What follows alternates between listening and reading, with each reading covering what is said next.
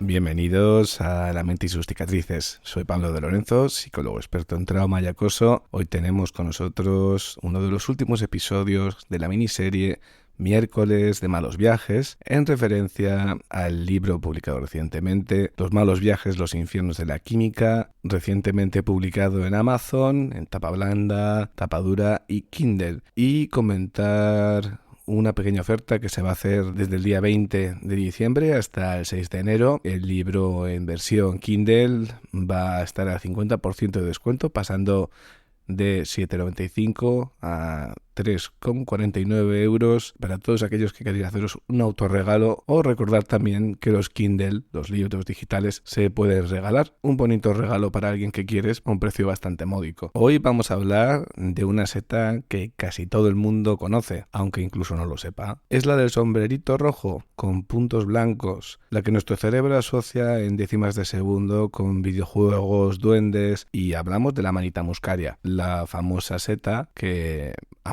en Mario Bros, en el videojuego, le hace aumentar de tamaño. Y lo interesante de este episodio no es solo que hablemos de una estética, lo potente va a venir después, porque esta seta puede llevar a estados rarísimos, a medio camino entre un sueño despierto, distorsiones del tamaño, tipo Alicia en el País de las Maravillas, y en algunos casos una confusión que no es nada poética. Bueno, vamos a entrar en los efectos buscados, sí, pero también en lo que la gente nos suele contar cuando la experiencia se tuerce, qué formas toma un mal viaje con muscaria, y sobre todo, en lo que más nos vamos a centrar en este episodio, es en qué hace única a esta seta frente a otras sustancias. Y antes que nada, la muscaria actúa sobre todo por dos compuestos, el muscimol y el ácido iboténico. Dicho en sencillo, no es la típica seta psicodélica que va por vías serotoninérgicas como la psilocibina. Esta juega más con sistemas de freno y control del cerebro.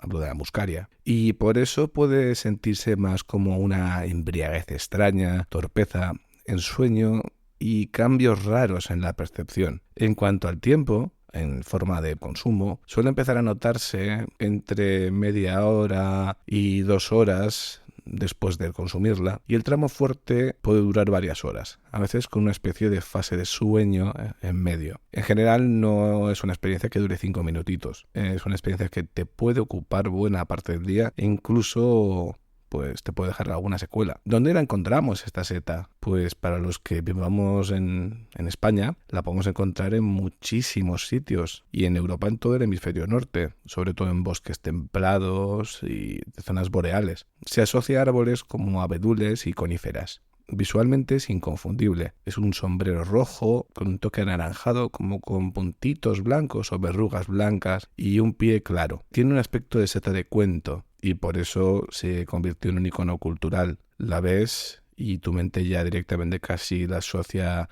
a la música de Super Mario. Y ahora el aviso serio que tengo que poner aquí es el peligro de una de sus hermanas, la manita faloides, que también llamada la aronja verde.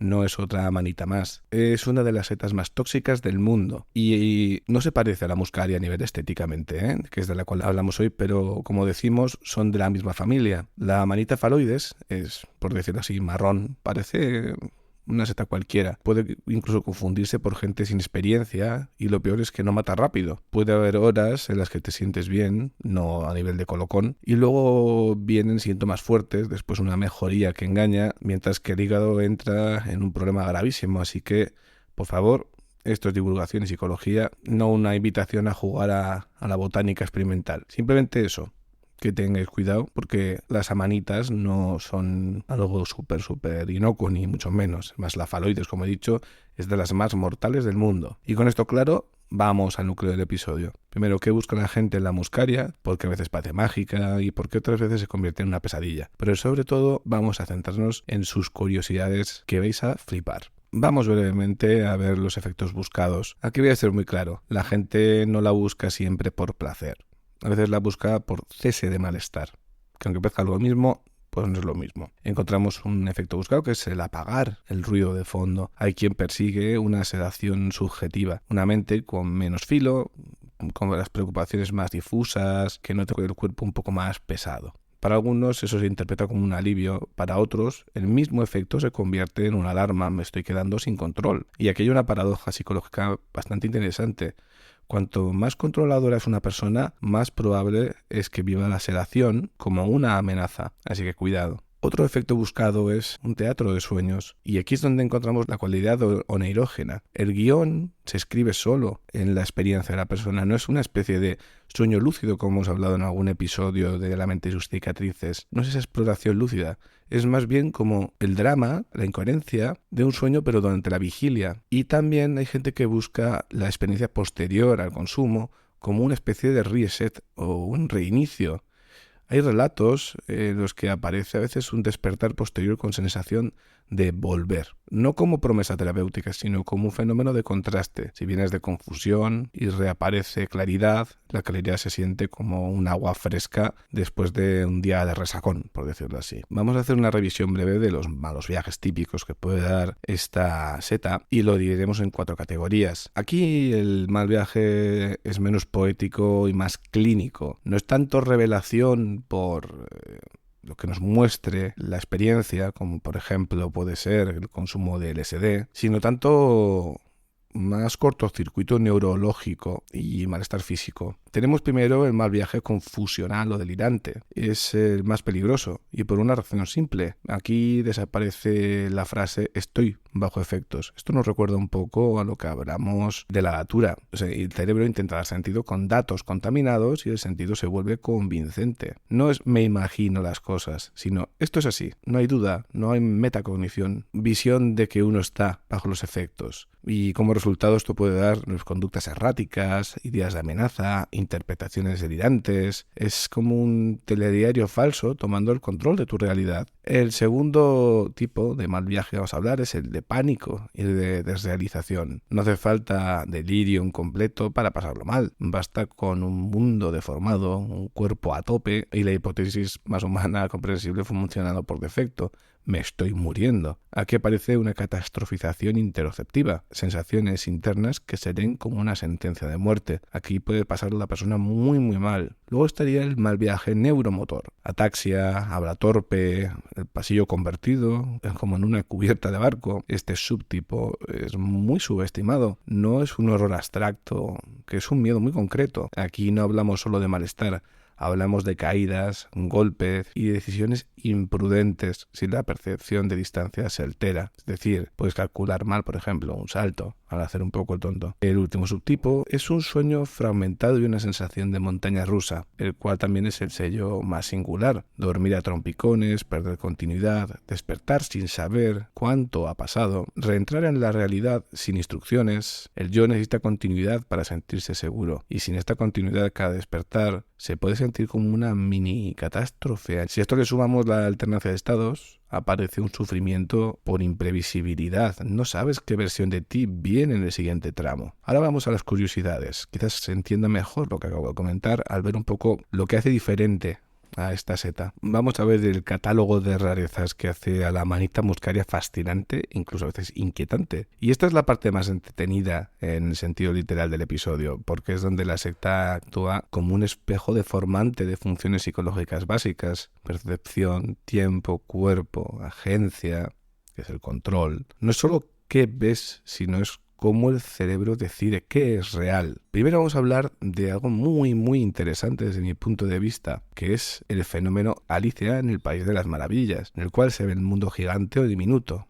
Micropsia, macropsias y diferentes subtipos. La micropsia es percibir los objetos más pequeños de lo que son. La macropsia es percibirlos más grandes, y a veces el cambio no es solo tamaño. Los objetos pueden parecer más cerca, se llama pelopsia, o más lejos, teleopsia. Este conjunto se engloba en lo que se denomina Alice in Wonderland Syndrome o dismetropía. Importa una distinción conceptual. La dismetropía es un síndrome neurológico descrito en contextos como migraña, epilepsia, infecciones, y se entiende como distorsión perceptiva, más que como alucinación de tipo psicótico. En divulgación, a veces se confunde con ver cosas que no existen. No es exactamente eso, es ver lo que existe, pero con una regla interna deformada. Y aquí ven lo interesante. A nivel de fenomenología, miras tu mano y parece de muñeco o de gigante. Un vaso adquiere proporciones de objeto amenazante. La habitación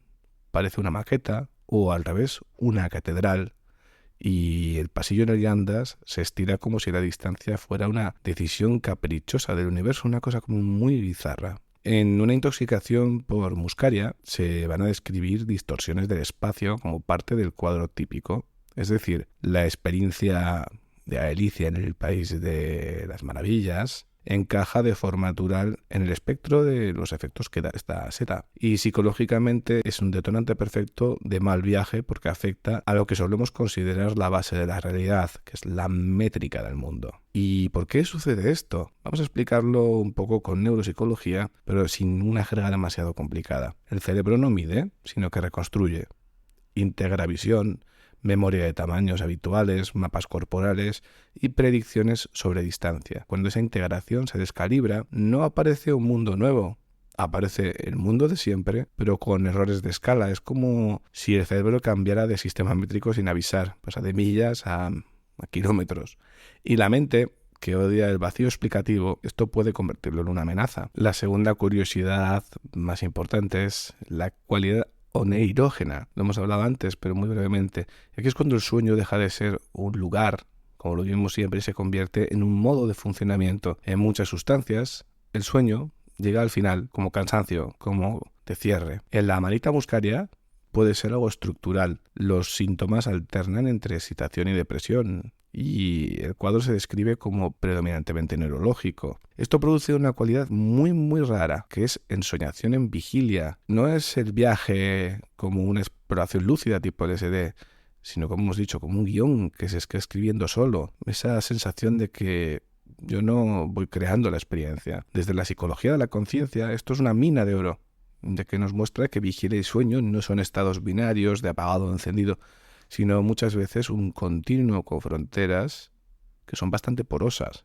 El tercer punto de estas curiosidades es la distorsión del tiempo, y no es que el reloj se pare, es que el cerebro pierde la sensación de lo que es la duración de la realidad, porque la falta de conciencia del tiempo se menciona de forma explicativa en descripciones clínicas médicas. Pero lo interesante no es el dato, sino cómo se vive subjetivamente. A veces el tiempo se hace como un chicle, ¿no?, de goma. Un minuto se convierte en una hora. A veces el tiempo hace agujeros, pierdes tramos, como si alguien cortara fotogramas en una edición. Y a veces el tiempo se vuelve narrativo. Antes y después dejan de ordenarse y pasan a ser escenas. Esto es psicológicamente único por la mezcla que tiene con somnolencia, con otras sustancias. La distorsión temporal suele ir ligada a hiperfoco o a expansión asociativa, como en el episodio de elasticidad temporal con cannabis y LSD dentro de esta misma miniserie. Aquí puede ir ligado a una especie de apagado parcial del sistema que conecta el cuándo de las cosas. Por eso hay esa sensación de que el tiempo está raro. El cuarto punto dentro de estas curiosidades es que va a haber ilusiones más que alucinaciones limpias. El mundo se deforma y sobre todo se va a interpretar mal. En la manita muscaria, por su perfil, que es de tipo confusional, son frecuentes los fenómenos de ilusión, que no es lo mismo que alucinación. Lo real, en este caso, se interpreta de manera errónea, y eso, clínicamente, es muy peligroso que ver algo imposible, porque la persona actúa sobre lo que cree real.